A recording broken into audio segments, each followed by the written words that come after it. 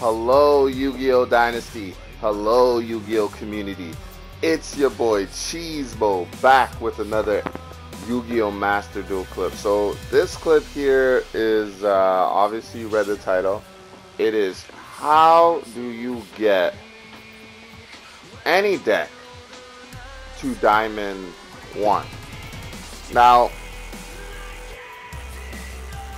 I'm going to talk my ass off here because I haven't really, I did do a lot of edits for this, but I'm going to explain to you my theory. I know that there's a lot of theories out there from YCS players, from players that have played the game for years, probably players that know more about this game and more about this cards than me. But personally, none of these players have used a regular fucking anime deck and climbed master rank and got it to diamond. They either used meta, or they used stun, or they used, that's pretty much it. It's either you use meta, you use stun, or you use some kaiju deck, or whatever, or numeron, or whatever. They didn't work hard. And on top of that, it's not like my deck is like, it has a way where you know, it's more of like a control deck. Like my deck's not a control, it's a combo deck. So I wasn't even using control. I was just using base combo deck. Look at this stupid ass Cyber Dragon player. I'm telling you, man, these Cyber Dragon players cannot beat my deck. I don't know what it is, man, but you know, like, who you FTKing, bro? Fucking double max C looking at ass. You're gonna see the second max C soon. But yeah. So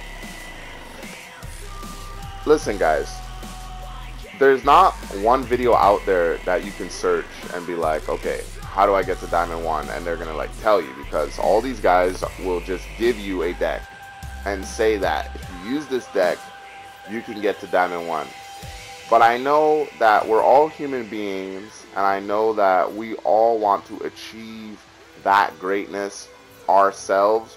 We don't want to backpack. We want to actually figure out a way that we can understand the game a little more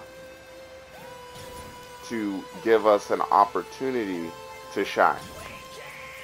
So I'm going to be the first streamer for Yugioh Master Duel, or the first YouTuber that does Yugioh Master Duel content to explain how you get to Diamond. Because there's three things we got to talk about here. There's creativity, there's knowledge is power, and then there's consistency.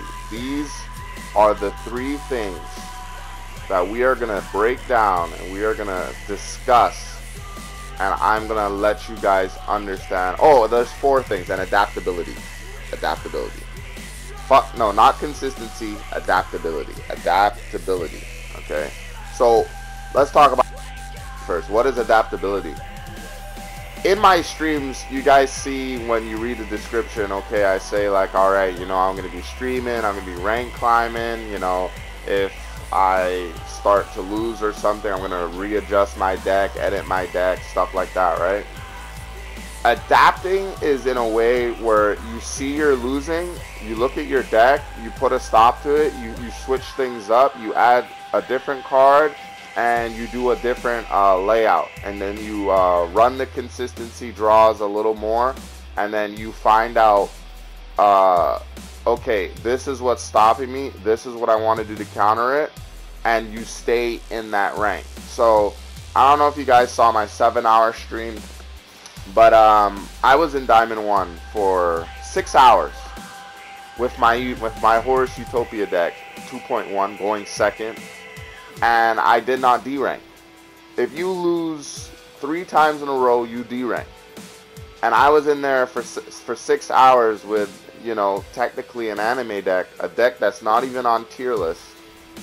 And I'm clanging and banging with the 5 best decks in the game in rotation, which was Cash Tira, Tier Element Horus, Rescue Ace, Snake Eyes, Salamander, and Labyrinth, or the 6 best decks in the game on rotation, and I did not D rank for 6 hours. that shows adaptability. That shows that when I'm in a crazy scenario or I'm back in a wall. Oh, this is a great duel, by the way. I dueled this Galaxy Eyes player, but I kind of had like mid board. Is this the Galaxy Eyes player? Yeah, I had mid board, and you're gonna see in this clip while I'm talking how knowledge is power. Okay, so my deck. Let's go to knowledge real quick since we're. My deck has the Galaxy engine in it. The Galaxy engine allows my Utopia deck to build 9 interruptions on the board. Okay, with a hand trap, that's 10 interruptions. Okay, so I only have one monster negate, a spell negate, a trap negate, and he can't attack me. Because then I will lower his monster down by till 0. Plus, I have Ash Blossom. This Galaxy player, Maxi, challenged me. By knowledge, he either A, already has Galaxy 100 in his hand, but the problem is, for him is, I know what cards to negate to stop him from doing shit. Now, obviously, if they did a Maxi challenge, they're going to have Called by the Grave in their hand, which I'm aware of, which is why I didn't really use my Ash, and I just concentrated on using my things on the board, because since he special summoned Galaxy Soldier, he can't imperm me anyways. So off rip, I'm sitting at a good pace. I know what every card does in his deck, and it was irrational for me to try to just negate the first thing he activates. Because the thing is, in the game of Yu-Gi-Oh, how you get to Diamond 1, like I said, we already discussed adaptability, adjusting your deck quickly, making some quick tune-ups, and then you're back into it, you're winning, you're staying there, you're clanging, you're banging. Okay, so knowledge is about knowing which cards to negate. Because you see, when you're fighting the top 6 best decks in the game, and you have to know which cards to negate, and which cards are bluff, which cards do not pose danger or threat to you, and you have to deal with them with severe severe punishment. Okay, if I would have ashed his Galaxy 100, he wouldn't have sent Photon Jumper to the graveyard to get an additional normal summon. But obviously, because of Maxi, the greatest card in the game, you know what I mean, I could not stop the Galaxy 100. But it's fine. So I want to see now if he's going to do his plays and mess up because of 2 of his attacks. But this is what I'm talking about, knowledge is power. Because once I know what deck I'm up against, depending on what's on my board and what's on my hand, I just stop their starters. Now, if you're up against Snake Eyes, never ash the fucking their starter, that blue card, because they're only gonna just link Karibo, activate his effect, get Polar, special summon Polar, Polar adds another level 1 special. Once it draws, it special summons, and then it's a bait. Everything's a bait. Now, if he doesn't really have that much cards in his hand, go for it. But other than that, it doesn't really stop their full combo. Bonfire doesn't make sense to negate it, because you negate Bonfire, you can already have the card in his hand. So knowledge is crucial on your way to Diamond 1. So I'm reading his cards here. I think I read his Xyz monster there.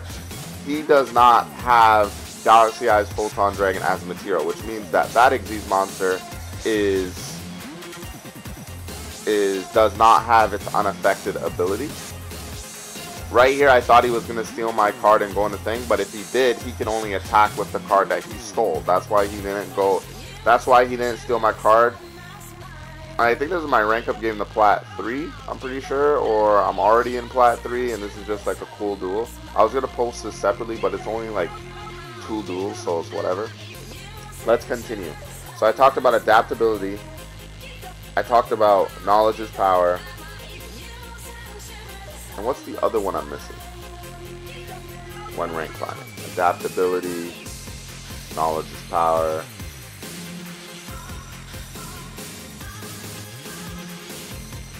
Oof.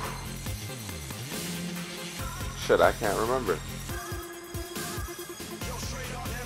I can't remember. But anyways, the one thing I can say is whatever the third one was, if it has something to do with creativity, that's what it was. It was creativity. Okay. So listen, I want you guys to open up your deck right now. I want you to look at your deck, and I want you to dissect what you see. I want you to look at your deck, and I want you to count how many interruptions are in your full board. Because I'm going to tell you right now, 5 to 3 interruptions is not going to do fuck all. Now, if you only have 2-3 interruptions and you're using a control deck, that's different. But if you're using a combo deck, you're going to need at least 9 interruptions, 100%. That's how you win. If your deck does not have at least 8 interruptions, you cannot win. If your deck does not have a way where if they break your whole board, you cannot reset a whole new board or have something in your deck that you can bring out or search easy to fend off your opponent, your deck at a power standpoint is not good. What your deck has that you're looking at is creativity, okay? It doesn't have the power perspective like these meta decks or like my deck that's like tier 3 in strength, but it has the creativity factor. Creativity is important because without it you cannot adapt, and if you can't adapt, then you definitely can't use your knowledge correctly because you don't have the cards that are assisting you to win. Okay? Your deck is creative, and creativity is your greatest strength. Of all 3 of them, creativity is number 1, knowledge is number 2, and adaptability is number 3. All these things cohesively work together to get you to Diamond 1. You can use any deck, and with these 3 things you can get to Diamond 1. For starters, what do you need? You need Maxi, you need Gamma, you need Ash, you need Call By, you need Cross Out, you need Evenly Matched. Those are like the 7 cards guaranteed in your deck you need to use. Whatever ratio you want to put depends on the consistency of the draws and the consistency of your deck. I had to beat the top best decks in rotation going second from Diamond 5 to Diamond 1 with a Utopia deck, Force Utopia deck. Did I have full combo every single time? No. Sometimes I didn't. Sometimes I had to go with whatever I had. If I just had Horus, or if I just had Zeus, or if I just had some random shit.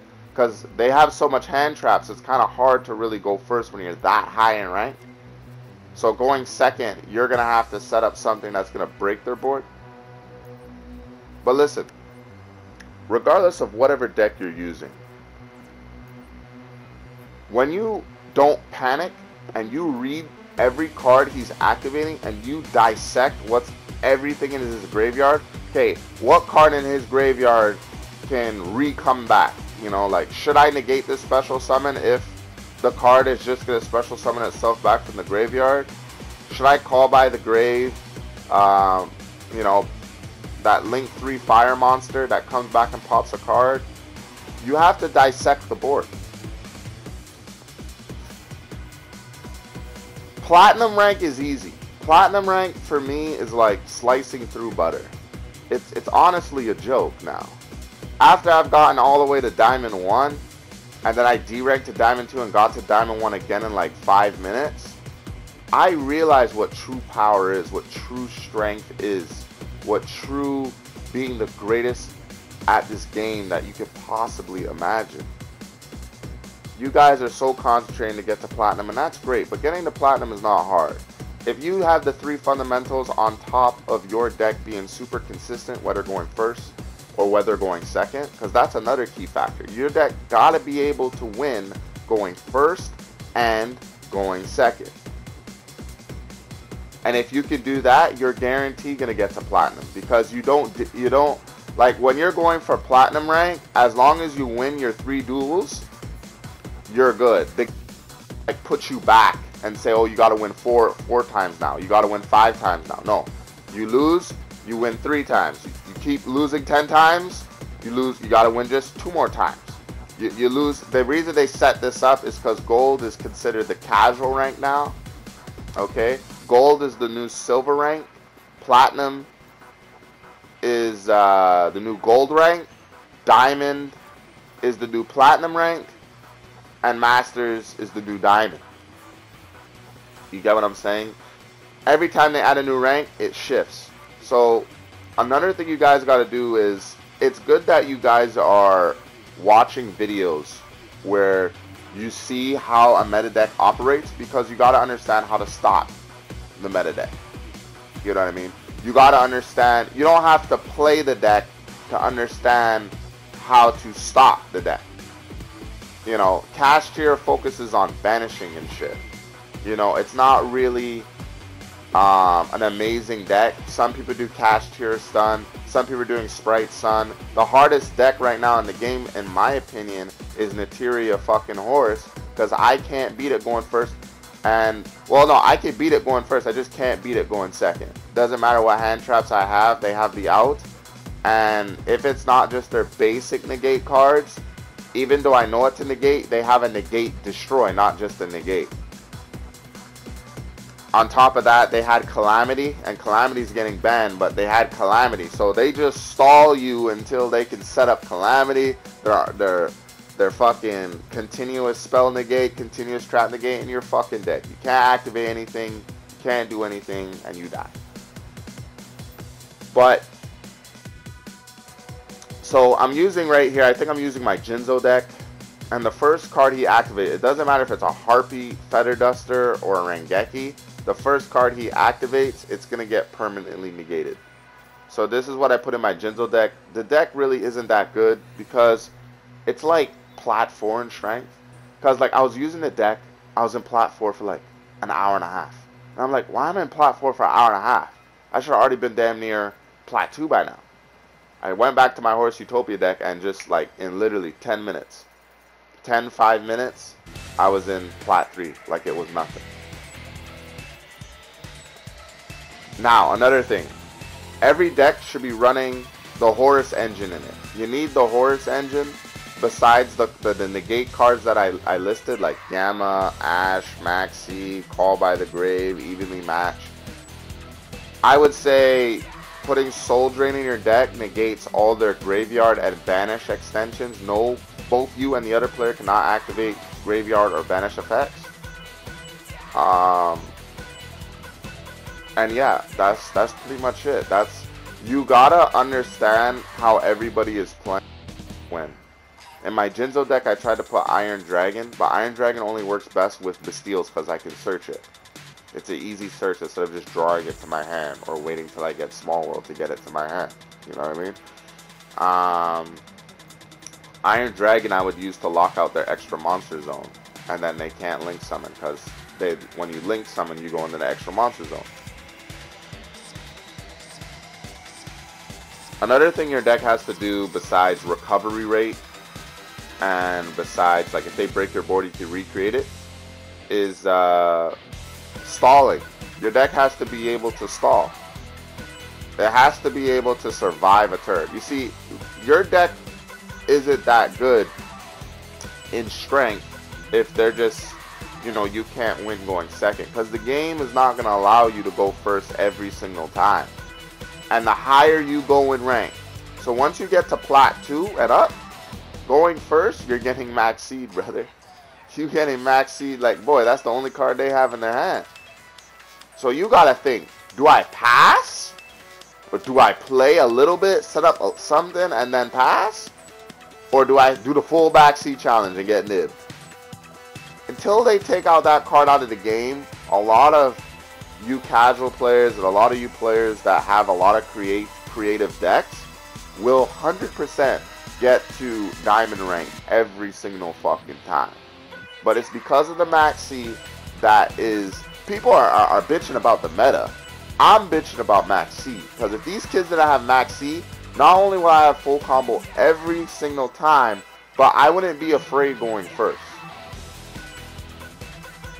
Getting to Diamond 1 is probably going to be the hardest thing you ever do. You're concentrating on Platinum right now.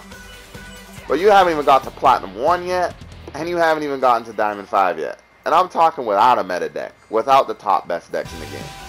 I'm talking about the decks you really want to use, the decks you're passionate about using in terms of creativity, and you trying to challenge yourself taking a low tier deck and making it into a strong deck because you like the deck. So if you're one of those duelists, all I can say to you is this: creativity, adaptability, and knowledge. Everybody tries to bait out Ash and bait out things. You see that card called Prohibition? If I put Nib, they can't activate Nib the whole game. So that's what I'm saying. You gotta think outside the box. You gotta do research. It doesn't matter if you have 40 cards, 43, 45, 50, 54, 60 cards in your deck. As long as you have consistency, you will win. The deck that I got to Diamond 1 was a 60 card deck that went second. And if I Utopia, I'm pretty damn sure you guys can do it with any deck. Think outside the box, keep that creativity, don't give up on your decks, beat this goofy ass meta, and have a blast. Because if you do all those 3 things I said, I'll definitely see you this season in Diamond Rank. So I'll catch you guys later. Peace.